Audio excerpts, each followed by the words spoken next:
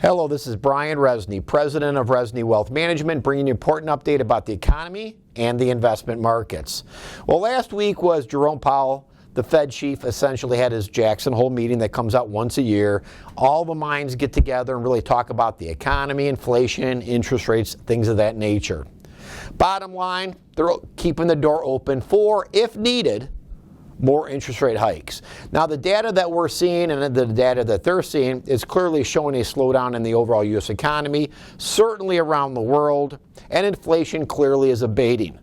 They are really on this 2% inflation target. We're getting closer and closer to that, and my gut reaction is as we go through the rest of this year, we'll firmly be there. The stimulus money that was sent to many people over the last 2 or 3 years has clearly been spent. You're looking at M2, which is really checking immediate money for most people, money market type accounts, is really coming down. So overall, the consumer has spent the stimulus money. There's not going to be an over demand and supply situation where we're having a lot more demand than supply constraints. That's basically come back in the check again. So what we really see on the inflation front is abating inflation, as we've talked all year. So we're headed in the right direction. The economy, generally speaking, is resilient and has been fairly decent. Now, we're still growing at about 1.5% GDP right now. So the economy is not in free fall, but it has slowed because of these higher interest rates that you're seeing on various spending, and whether it's credit cards, whether it's mortgages, car loans, things of that nature. So what's going to ultimately happen?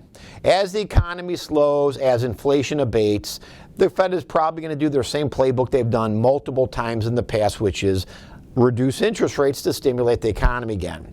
We're already seeing that in other parts of the world. China clearly is in a deflationary mode because of really overbuilding of the real estate market, as I talked on previous updates to you, the client.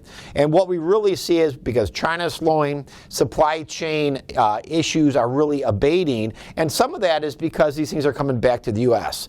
We talked about this after COVID, that really things need to change around the world, and I think a lot of countries, including the U.S., realize you can't be dependent on China for everything you need. So things are coming back to the U.S., and this will continue the next 3, 5, 10 years, not only here, but around the world. These, again, are net positives for our economy and other economies around the world to be less reliant on China and ultimately more stable within, and that's really where we're headed as a U.S. economy.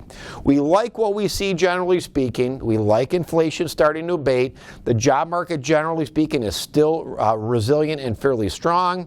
The economy is growing, although slow at a slower pace, and is slowing down a little bit, which is needed because of the inflation front. So that what we're seeing is not a catastrophic recession ahead. As I've talked many times this year, we've seen parts of a rolling recession, not only through the U.S. economy, pieces that slow down a little bit, pieces that are a little bit stronger, but also around the world is seeing the exact same thing we're seeing.